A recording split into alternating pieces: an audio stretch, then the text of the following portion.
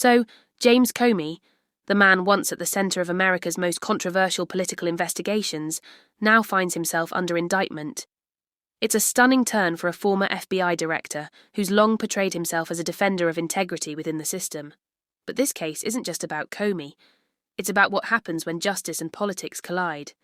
Before we dive in, comment where you're watching from and don't forget to like and subscribe.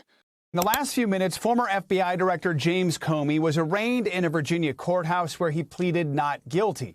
He was charged last month on 2 counts, making a false statement and obstruction of a political proceeding. They relate to testimony Comey gave during a Senate Judiciary Committee hearing back in 2020. NBC News Chief Justice and National Affairs correspondent Kelly O'Donnell is outside the courthouse.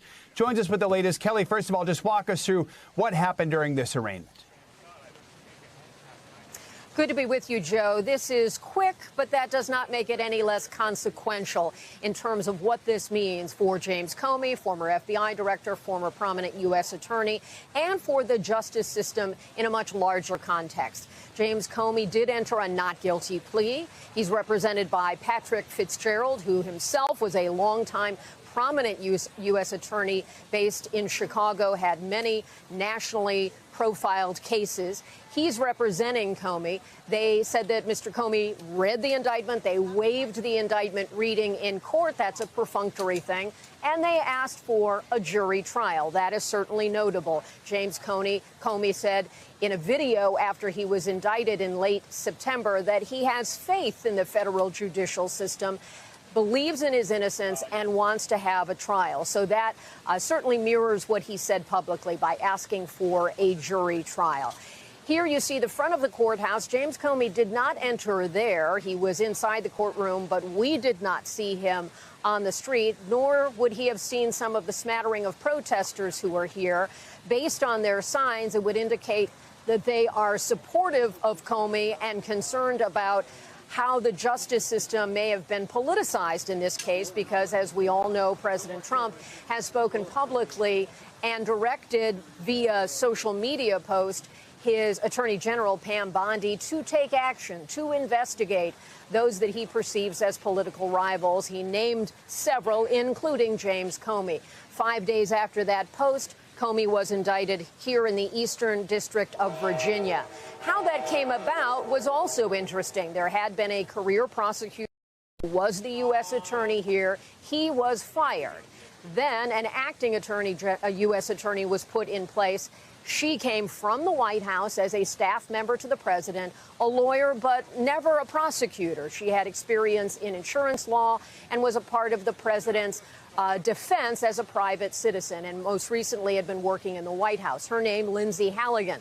She presented the evidence to a grand jury that returned 2 federal charges, a false statement and obstruction of a congressional proceeding. Both of those go back to about 5 years ago when Comey was a witness, at that time in COVID, appearing on video, asked about whether he had ever authorized a leak to the news media, and he testified that he had not with respect to an issue of an investigation of the Clinton Foundation. This is not about the Russia investigation.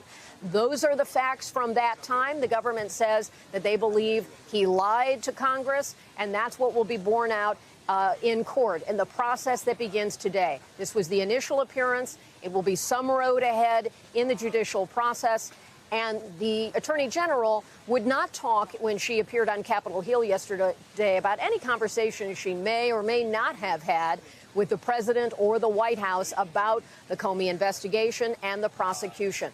One of the questions is, was there any coordination beyond the president's very public statements about wanting retribution? James Comey had served as FBI director, was fired by President Trump in the first term. He's now a defendant in a system that he knows very well and served for a long time. Joe? Kelly, let's talk a little more about what happens next. We do have to assume that Comey's attorneys are going to try to have this case dismissed, especially when you consider that public pressure campaign from the president.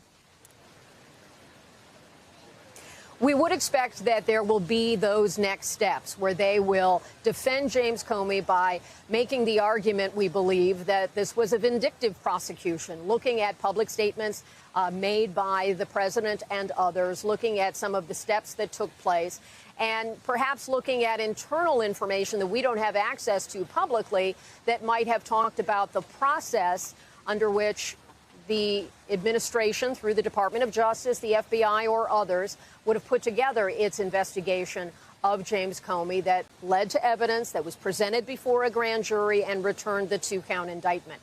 So there will be many steps ahead.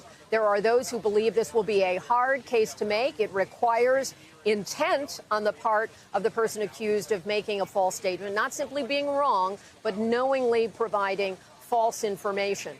That is part of what will be tested here, again, against that backdrop of all of the political environment of changes at the Department of Justice, many career prosecutors being fired, others leaving, also at the FBI, a number of terminations, and a different atmosphere and different approach under the Trump administration. What's unfolding here is more than just a courtroom drama. It's a stress test for American accountability. If Comey is guilty, it means the nation's top law enforcement officer knowingly misled the public. If he's innocent, then this case exposes how easily the justice system can be weaponized in a hyper-partisan climate. Either way, this moment forces us to ask a deeper question. Does the truth still stand above political loyalty? In an era when trust in institutions is collapsing, every indictment feels like a verdict on democracy itself. So what do you think? Let me know in the comments. And don't forget to subscribe for more breakdowns like this.